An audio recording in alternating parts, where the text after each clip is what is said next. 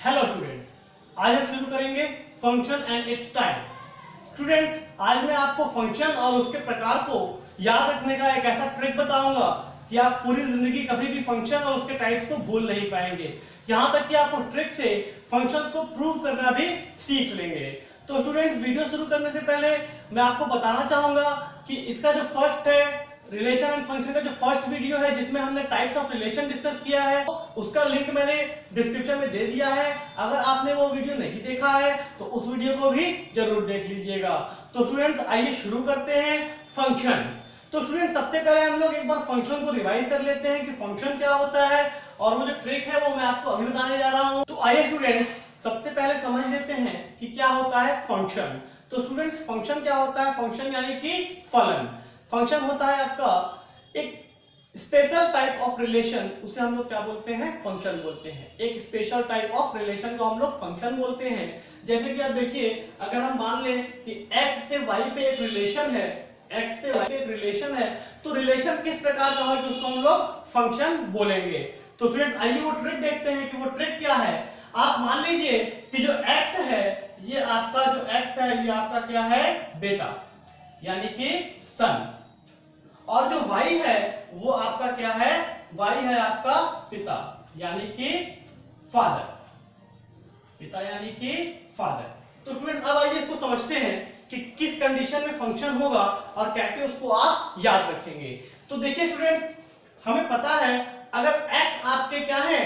Sons है, यानी कि बेटे हैं, तो हर एक बेटा का कोई ना कोई पिता जरूर होता है। हर एक बेटा का कोई ना कोई पिता जरूर होता है। इसका मतलब क्या होगा कि x पे जितने भी एलिमेंट्स होंगे उन सब की मैपिंग होना बहुत जरूरी है।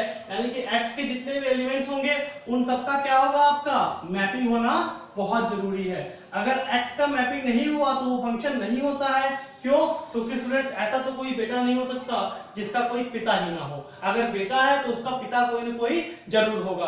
अगर उसका पिता नहीं है तो यानी कि वो फंक्शन नहीं है। तो स्टूडेंट, ये बात जरूर ध्यान रखिएगा कि जब आप फंक्शन पढ़ते हैं तो x के सभी वैल्यूज की मैपिंग होनी चाहिए। क्यों? क्योंकि सभी बेटे के पिता जरूर होते हैं। अगर कोई बेटा है उसका पिता जरूर होगा। अब स्टूडेंट, इसका सेकंड थिंग देखते हैं।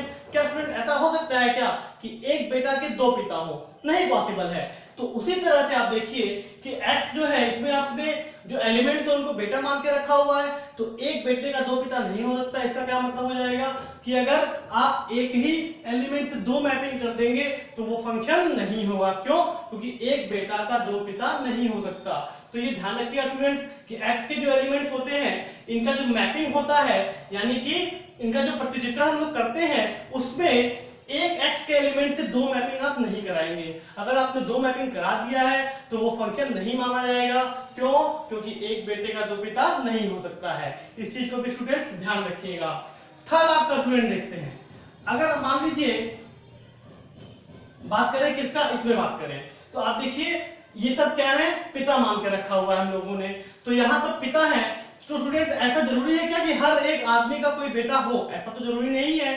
तो स्टूडेंट, ध्यान रखिएगा कि इसमें जो y में जिसको हमने पिता मान के रखा हुआ है, इसमें अगर कुछ एलिमेंट्स ऐसे हो जिनका कोई बेटा नहीं है तो भी वो आपका क्या होता है? फंक्शन होता है। इसमें कुछ एलिमेंट्स हैं जिनकी मैपिंग नहीं है तो भी उसको हम लोग क्या बोलते हैं? फंक्शन बोलते हैं। तो स्टूडेंट, तीन बातें ध्यान रखिएगा। पहला क्या है कि हर एक बेटा का कोई ना कोई पिता जरूर होता है। दूसरा, एक बेटे के दो पिता नहीं हो सकते हैं। तीसरा, कोई ना कोई ऐसा होता है जिसका कोई बेटा ना हो। तो इन तीनों केस में आप लोग फंक्शन बोलेंगे। यानी कि हर एक x का एलिमेंट y के एलिमेंट से मैपिंग होना चाहिए। x के एलिमेंट एक एलिमेंट y के दो या एक से अधिक एलिमेंट से मैपिंग नहीं हो सकता है। और तीसरा क्या कि अगर y का कुछ एलिमेंट छूट गया हो तो उस केस में भी हम लोग फंक्शन बोलते हैं। सिर्फ शर्त इतना है कि x के सारे एलिमेंट्स की मैपिंग होनी चाहिए, क्योंकि सारे बेटों के कोई ना कोई पिता जरूर होते हैं। तो ये स्टूडेंट हमारा ट्रिक है, इससे हमने आपको फंक्शन बताया। अब स्टूडेंट, इसी में हम लोग समझ लेते हैं क्या? डोमेन, रेंज और कोडोमेन। क्योंकि बहुत से स्टूडेंट्स को इसमें भी कंफ्यूजन होता है। हालांकि ये सब टॉपिक क्लास 11th का है, लेकिन फिर भी हम लोग यहाँ डिस्कस कर रहे हैं। तो स्टूडेंट देखिए, डोमेन आपका क्या होता है? डोमेन वे सभी वैल्यूज हैं जो x की वैल्यूज होते हैं। यानी कि जो आपके बेटे हैं वो आपके क्या है? डोमेन है। क्या है? बेटे जो है वो आपके क्या है? डोमेन है। x के वैल्यूज को क्या बोलते हैं? डोमेन बोलते हैं। दिमाग में बैठा लीजिए एकदम, x के वैल्यूज को क्या बोलते हैं? डोमेन बोलते हैं। सेकंड आपका स्टूडेंट y की बात करते हैं, y के जितने एलिमेंट्स होंगे सारे के सारे आपका क्या हो जाएंगे, कोडोमेन हो जाएंगे। y के सारे वैल्यूज क्या होते हैं, कोडोमेन होते हैं। y के अंदर जितने वैल्यूज आते हैं वो क्या होते हैं, कोडोमेन होते हैं। यानी कि सारे के सारे पिता आपके क्या हो गए, कोडोमेन हो गए। इस बात से कोई मतलब नहीं उनके बेटे हैं कि नहीं, सारे के सारे को हम लोग क्या बोल देंगे, कोडोमेन बोल देंगे। तो स्टूडेंट ध्यान रखिएगा, डोमेन यानी x की सारी वैल्यूज, कोडोमेन यानी y की सारी वैल्यूज। अब बात करते हैं रेंज की। तो रेंज क्या होता है, तो y के वे वैल्यूज जिनका x से मैपिंग है, यानी कि वे पिता जिनके क्या है, बेटे हैं, उनको आप क्या बोलेंगे, उनको बोलेंगे आप रेंज। वे पिता जिनके बेटे हैं उनको आप क्या बोलेंगे, उनको आप बोलेंगे रेंज। या आप ये भी कह सकते हैं कि वे बेटे जिनके पिता हैं, तो जो पिताओं का आप सेट बनाएंगे वो आपका क्या हो जाएगा, रेंज हो जाएगा। तो स्टूडेंट ध्यान रखिए, अगर हम इस क्वेश्चन की बात करें तो यहां पे आपका क्या हो जाएगा, डोमेन। डोमेन में आपका क्या आ जाएगा स्टूडेंट्स, 1 2 3 4। इसके बाद आपका स्टूडेंट क्या है, कोडोमेन। तो स्टूडेंट्स कोडोमेन में आपका क्या आ जाएगा, A B C D E, सबके सब आ जाएंगे। और स्टूडेंट्स रेंज में क्या आ जाएगा, तो स्टूडेंट्स रेंज में आ जाएगा आपका ए बी सी डी। तो स्टूडेंट यहां से आप एक चीज ध्यान रखिएगा हमेशा कि क्या होता है कि जो रेंज होता है, कौन, रेंज, वो ऑलवेज क्या होता है, subset of codomain. Range is always subset of codomain. तो यहां से स्टूडेंट हमने फंक्शन को समझा, डोमेन को समझा, कोडोमेन को समझा और रेंज को समझा। स्टूडेंट मेरे हिसाब से जो ये ट्रिक है ये आपको दिमाग में बैठा लेनी चाहिए। आप x की वैल्यूज को बेटा ले लो, y की वैल्यूज को पिता मान लो और यहां से अपने दिमाग में बैठा लो कि हर एक बेटे का एक पिता जरूर होता है और एक बेटे के दो पिता नहीं हो सकते। थर्ड, जरूरी नहीं कि हर एक पिता का कोई ना कोई बेटा हो। तो स्टूडेंट इस तरह से आप फंक्शन को याद कर लीजिए, जिंदगी भर आप नहीं भूलेंगे। अब स्टूडेंट हम लोग देखते हैं टाइप्स ऑफ फंक्शन, यानी फलन के प्रकार। तो स्टूडेंट्स फलन के प्रकार में 4 टाइप के होते हैं। पहला होता है आपका वन वन फंक्शन, यानी कि एकाकी फलन। दूसरा आपका होता है मेनी वन फंक्शन, यानी कि बहुकैकी फलन। तीसरा आपका होता है ऑनटू फंक्शन, यानी कि आच्छादक फलन। और चौथा आपका होता है इनटू फंक्शन, यानी कि जो आच्छादक नहीं है। इसके बाद मिक्स करते हैं तो वन वन इनटू आता है, मेनी वन इनटू आता है, वन वन ऑनटू आता है और मेनी वन ऑनटू आता है। तो आइए स्टूडेंट्स इन सभी टाइप्स को हम लोग पढ़ते हैं उस ट्रिक के साथ। कौन सा ट्रिक आपका, वही बाप बेटे वाला ट्रिक, यानी कि पिता बेटे वाला ट्रिक के साथ उसको हम लोग देखते हैं। तो सबसे पहले आपका क्या आएगा, वन वन फंक्शन, यानी कि एकाकी फलन। तो स्टूडेंट्स वन वन फंक्शन कौन सा होता है, वन वन फंक्शन वो होता है जिसमें x की सभी वैल्यूज और y की सभी वैल्यूज मैप्ड होती हैं, किससे, एक एक से, ठीक है। यानी कि y का जितना भी वैल्यू है वो x के एक ही वैल्यू से मैप्ड होगा। स्टूडेंट ध्यान रखिएगा, ऐसा भी हो सकता है कि कोई दो बेटे हो जिनके एक ही पिता हो, दो बेटे हो जिनके एक ही पिता हो। तो अगर वैसा हो जाएगा तो आपका फंक्शन कौन सा हो जाएगा, मेनी वन फंक्शन हो जाएगा। वन वन फंक्शन होने के लिए हर पिता का एक ही बेटा होना अनिवार्य है, नेसेसरी है। यानी कि y का एक एलिमेंट x के एक ही एलिमेंट से क्या रहेगा, मैप रहेगा। यानी कि वन वन में आपको ध्यान रखना है कि एक पिता का एक ही बेटा होना चाहिए। ध्यान रखिएगा, ये आपका कौन सा फंक्शन होगा, वन वन। ऐसा हो सकता है कि इसमें कुछ पिता छूट जाए, वो हम लोग इनटू ऑनटू की बात इसके बात करेंगे, फिर मिक्स की बात करेंगे। अगर हम वन वन की बात करें तो वन वन फंक्शन अगर हम वन वन की बात करें तो वन वन फंक्शन सिर्फ इतना बोलता है कि y के सभी एलिमेंट्स का x में एक ही आपका क्या होना चाहिए, प्रतिबिंब होना चाहिए, इमेज होना चाहिए। यानी कि सभी पिता के सिर्फ और सिर्फ एक ही पुत्र होने चाहिए। तो आपका डेफिनेशन हो जाएगा, वो क्या हो जाएगा कि a function in which every element of y और each element of y if mapped then only mapped with the one element of x। यानी कि x का अगर जो एलिमेंट उसकी मैपिंग है तो वो सिर्फ एक वैल्यू x से क्या होगा, मैप्ड होगा।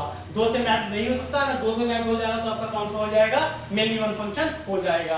अब फिर इसका जब हम लोग प्रूविंग करने आते हैं तो हम लोग प्रूविंग में क्या लिख करते हैं कि x1 x2 belongs to the given set. जो भी आपको आपका डोमेन दिया होगा उस डोमेन में x1 x2 क्या करता है, लाई करता है। फिर हम लोग लेट करते हैं कि fx1 is equal to fx2 और हम लोग प्रूव करते हैं x1 is equal to x2। इसको स्टूडेंट आप ऐसे समझ लीजिए कि मान लीजिए एक पिता के दो बेटे राम और श्याम, एक पिता, आपको पता है कि एक पिता के दो बेटे हैं, कौन? राम और श्याम।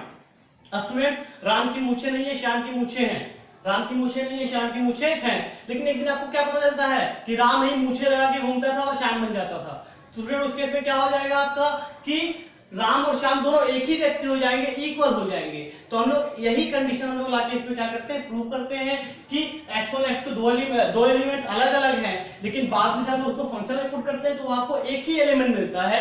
तो इस तरह से हम लोग प्रूविंग किसकी करते हैं स्टूडेंट? वन वन फंक्शन की। और इसके बाद हम लोग देखते हैं मेनी वन फंक्शन। अच्छा, वन वन फंक्शन को इंजेक्टिव भी बोलते हैं, ध्यान रखिएगा, वन वन फंक्शन और इंजेक्टिव फंक्शन। अब स्टूडेंट देखते हैं मेनी वन फंक्शन।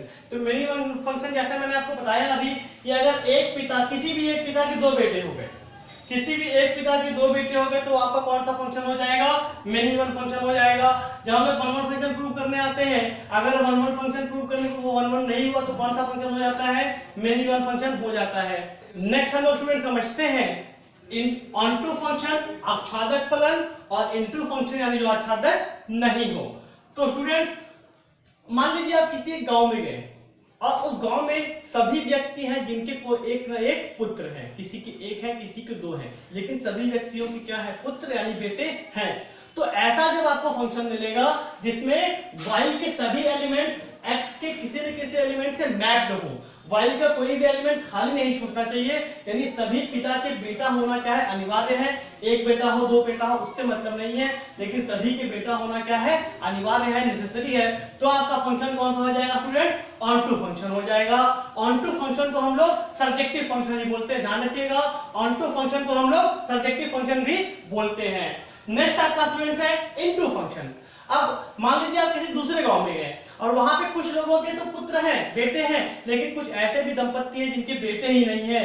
तो ऐसे फंक्शन को हम लोग क्या बोलेंगे? Into function. यानी इसमें y का कोई ना कोई ऐसा एलिमेंट होगा जिसकी मैपिंग नहीं हुई रहेगी, y का कोई ना कोई ऐसा एलिमेंट होगा जिसकी मैपिंग नहीं हुई रहेगी, यानी कोई ना कोई ऐसा आपको मिल जाएगा व्यक्ति जिसका कोई पुत्र ही नहीं है।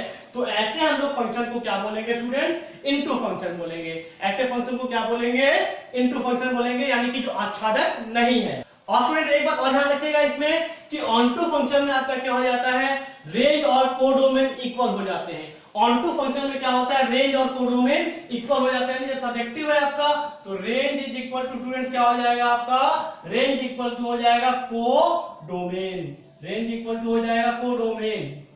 अब स्टूडेंट हम लोग देखते हैं इसमें वन वन ऑनटू फंक्शन।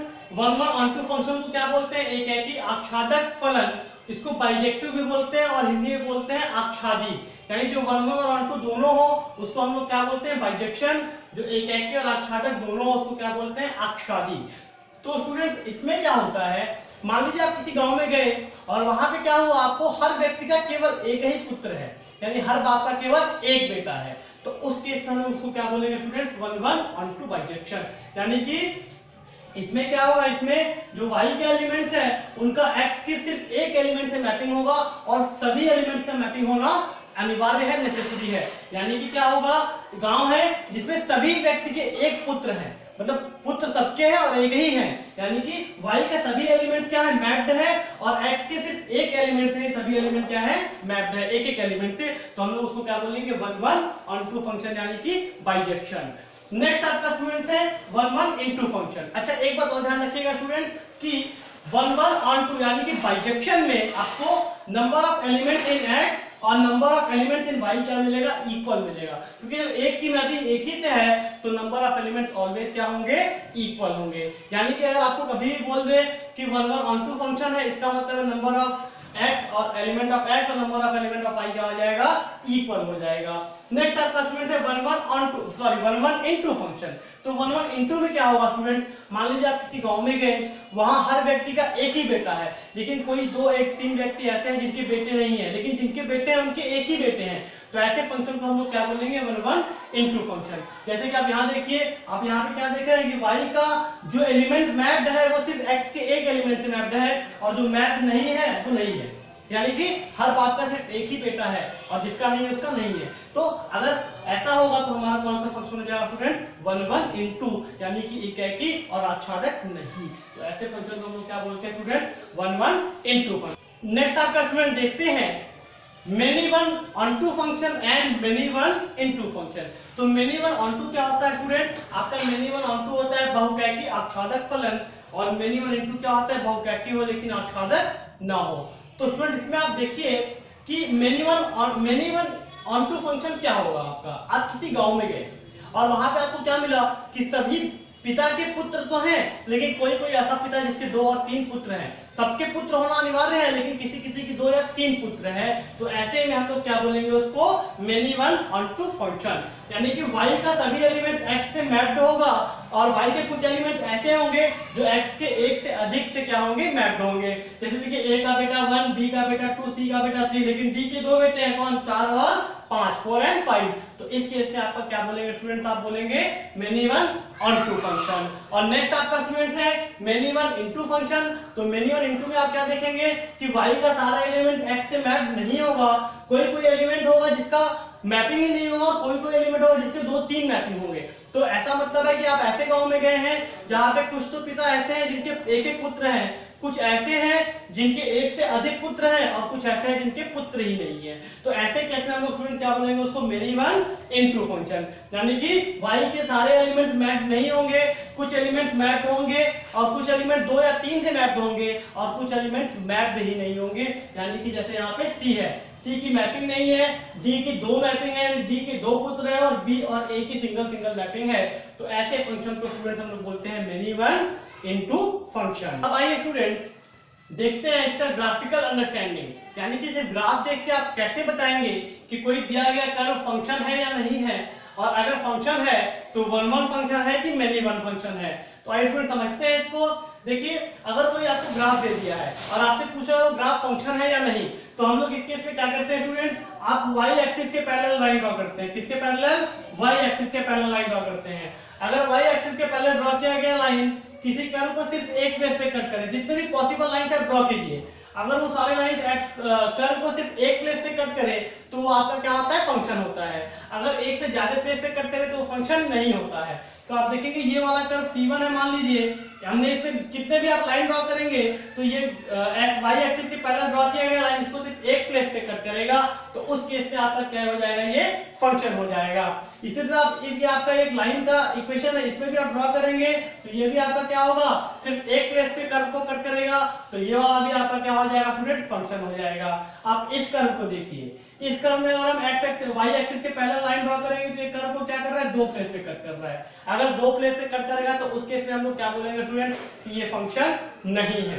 इसी तरह से आइए देखते हैं वन वन फंक्शन कैसे पहचानेंगे आप। अब मान लीजिए कोई दिया गया कर्व आपका फंक्शन हो गया, जब वो फंक्शन हो गया तो अब आपको क्या करना है, अब आपको y एक्सिस के पैरेलल लाइन ड्रॉ करना है। अगर y एक्सिस के पैरेलल ड्रॉ किया गया लाइन, किसके पैरेलल ड्रॉ करना है, सॉरी x एक्सिस के पैरेलल लाइन ड्रॉ करना है। अगर x एक्सिस के पैरेलल ड्रॉ किया गया लाइन उस कर्व को सिर्फ एक प्लेस पे कट करे तो वो आपका क्या हो जाएगा, वन वन फंक्शन हो जाएगा।